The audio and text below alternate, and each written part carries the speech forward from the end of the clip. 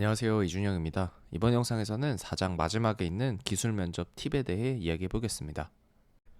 지난번 기술 면접 팁 영상에서는 기술 면접과 관련된 일반적인 팁들에 대해 다루는 시간을 할애했었는데요.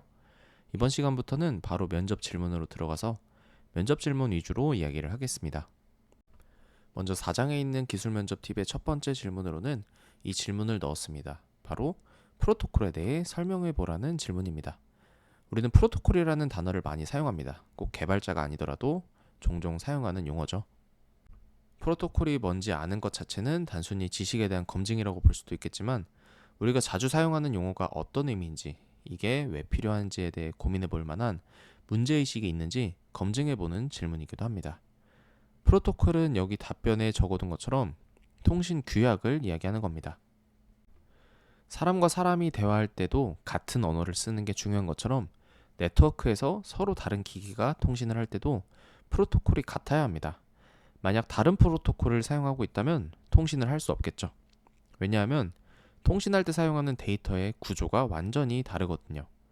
관련해서는 네트워크에 대해 설명하고 있는 책이나 강의를 참고해보면 좋을 것 같습니다. 만약 여러분들이 백엔드 개발자로 취업하려고 한다면 네트워크에 대한 이해 역시 필수적입니다.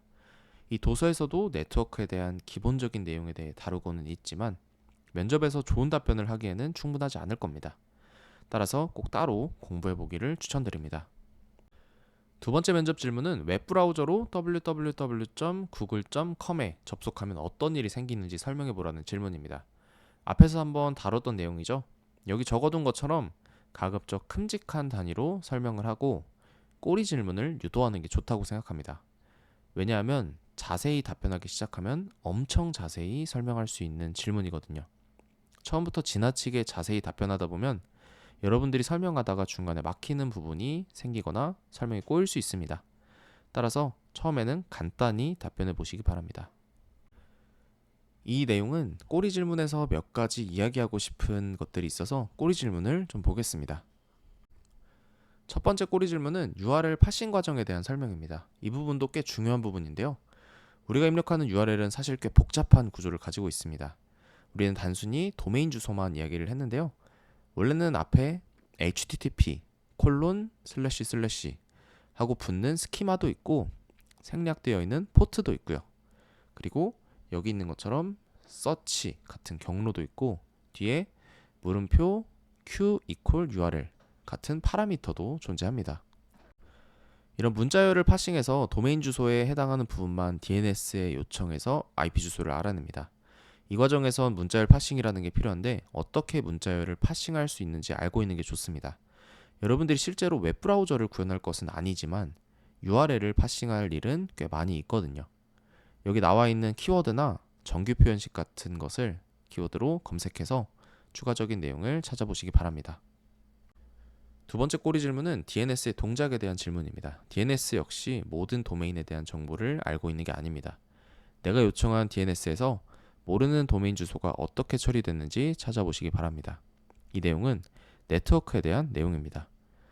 세 번째 꼬리 질문 역시 네트워크에 대한 질문인데 네트워크는 계층을 가지고 있습니다. 이 계층에 따라 사용하는 프로토콜과 역할이 달라집니다.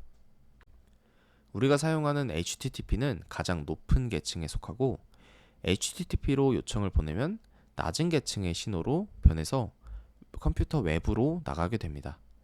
요청을 받은 서버 쪽에서는 낮은 계층의 신호를 수신해서 다시 높은 계층으로 변환하는 과정이 일어나고요. 이 내용은 네트워크의 가장 핵심적인 내용이고 꼭 알고 있어야 하는 내용입니다. OSI 7계층이나 TCP/IP 4계층을 키워드로 찾아보시면 이와 관련된 내용을 찾아볼 수 있을 겁니다. 다음으로 네 번째 꼬리 질문으로는 라우터는 어떻게 구글 웹 서버를 찾아가는지에 대한 질문입니다. 앞에서도 몇 번 이야기했던 것처럼 네트워크 상에서는 IP를 통해 트래픽이 어디로 가야 할지 라우팅됩니다. 개인적으로는 백엔드 개발자가 라우팅 알고리즘까지 자세히 알아야 한다고 생각하진 않지만 라우팅 알고리즘에 의해 결정된다는 것 정도는 알고 있는 게 좋다고 생각합니다. 실제로 라우팅에 문제가 있어서 트래픽이 늦게 처리되기도 하거든요. 아무튼 관련해서 더 궁금하다면 라우팅에 대해 좀 더 찾아보시면 좋을 것 같네요. 다섯 번째 꼬리 질문으로는 포트의 존재에 대해 알고 있는지 확인하는 질문입니다. IP만으로는 어떤 서비스, 정확히는 어떤 프로세스가 이 요청을 처리할 수 있는지 알 수 없습니다. 포트까지 있어야 어떤 프로세스로 요청이 도달해야 하는지 구분할 수 있거든요. 포트가 있기 때문에 하나의 서버에 여러 개의 서비스를 띄울 수 있는 겁니다. 또한 동일한 포트로는 2개 이상의 서비스를 띄울 수 없습니다. 같은 포트로 2개 이상의 서비스가 서비스 중이면 어떤 서비스로 트래픽이 도달해야 하는지 구분이 어려워지겠죠? 따라서 운영체제에서는 같은 포트를 사용하지 못하게 막고 있습니다. 마지막 꼬리 질문은 렌더링과 관련된 내용을 아는지 확인하는 질문이면서 동시에 HTTP가 가지고 있는 문제점과 그 해결 방법에 대해서도 이야기할 수 있는 질문입니다. 힌트에 적어둔 내용처럼 특정 파일의 용량이 크면 뒤따라오는 다른 요소들의 처리가 늦어질 수 있습니다. 이런 문제를 Head of Line Blocking이라고 이야기하는데요. 단순히 막고 있어서도 느리게 로딩이 될 수 있지만 특정 파일이 네트워크 자원을 너무 많이 사용하고 있어서 늦게 로딩되기도 합니다. HTTP는 버전을 거듭하여 올라가면서 이런 문제를 개선해 왔습니다. 그리고 이런 문제는 꼭 HTTP가 아니더라도 충분히 발생할 수 있고 성능에 큰 영향을 줄 수 있으니 여러분들이 알고 있으면 좋습니다. 이번 질문에 대한 꼬리 질문은 이 정도로 이야기하면 될 것 같고, 다음으로 세 번째 면접 질문입니다. 세 번째 면접 질문은 TCP와 UDP의 차이에 대한 질문인데요. TCP와 UDP의 차이는 기초적인 질문이지만 이 질문 역시 꼬리 질문들이 들어올 수 있습니다. TCP는 분명 신뢰성 있는 전송을 지원하지만 이 신뢰성 있는 전송을 지원하기 위해서 불필요한 동작들을 하기도 합니다. 이렇게 불필요한 동작들을 오버헤드라고 이야기를 하는데요. 이를 보완하기 위해서 UDP가 활용되기도 합니다. 제가 여기 힌트에도 적어둔 것처럼 HTTP 3버전에서는 TCP 대신 UDP를 활용하는 퀵이라는 프로토콜이 채택되었습니다. UDP 그 자체는 신뢰성 있는 통신을 지원하지 않지만 그 위에 있는 다른 레이어에서 필요한 수준의 신뢰성 있는 전송을 구현해 버렸거든요. 따라서 오버헤드는 적으면서도 신뢰성 있는 전송을 할 수 있게 프로토콜을 새로 정의를 한 겁니다. 그래서 UDP를 사용을 하고 있는 거고요. 이런 부분에 대해서 언급을 하면 좋겠죠. 8장에서 HTTP에 대해 이야기하면서 이 부분은 조금 더 다룰 겁니다. 그 부분을 읽고 난 후에 더 궁금하다면 HTTP 3에 대해 따로 찾아보시면 좋을 것 같습니다. 네 번째 질문은 공인 IP와 사설 IP의 차이에 대한 질문입니다. 이 내용은 앞선 영상에서도 다뤘고 책에서는 116페이지에 IP 주소 부분에 있는 내용을 참고해도 충분할 겁니다. 물론 따로 찾아봐도 괜찮습니다. 기초적인 질문이면서 단순히 지식에 대한 검증을 해볼 수 있는 질문이라고 생각합니다. 참고로 여기 있는 192.168은 작은 규모의 사설 IP에서 활용되는 IP 주소 대역이고 더 규모가 커질 경우 192.168 말고 10점으로 시작하는 IP 대역을 사용하기도 합니다. 마지막 면접 질문은 로드 밸런싱에 대해 설명해 보라는 질문입니다. 앞에서 한번 키워드는 나왔었죠? 여러분들이 백엔드 개발자가 될 거라면 애플리케이션의 성능에 대한 부분 역시 항상 고려해야 합니다. 많은 트래픽을 처리할 수 있는 애플리케이션을 만들기 위해 쉽게 적용해 볼 수 있는 수단 중 하나가 바로 이 로드 밸런싱입니다. 여기 나와 있는 것처럼 앞에 있는 스위치를 통해 트래픽을 받고 뒤쪽에서는 여러 대의 서버가 그 요청을 나눠서 처리하도록 만드는 방법입니다.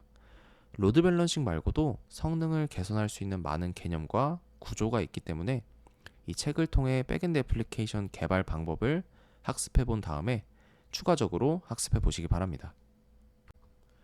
이런 성능에 대한 고려보다는 우선은 지금 여러분들, 이 강의를 보고 있는 여러분들 레벨에서는 백엔드 애플리케이션을 내가 원하는 대로 기능하도록 구현하는 게 먼저라고 생각합니다. 그리고 나중에 혹시라도 이 성능과 관련해서 뭔가 개선해보고 싶은 생각이 드신다면 성능 테스트를 먼저 하는 게 중요한데요. 성능 테스트 관련해서는 제가 이미 강의를 만들어 둔 게 있으니 이 강의를 보시면 좋을 것 같습니다. 나중에는 이 성능 개선에 대한 강의 역시 만들 예정이니까 많은 관심 부탁드립니다. 여기까지 4장 마지막에 있는 기술 면접 팁에 대해 알아봤습니다. 다음 영상에서는 5장 API를 호출할 수 있는 클라이언트 페이지를 만들어 보겠습니다. 그럼 다음 영상에서 뵙겠습니다. 감사합니다.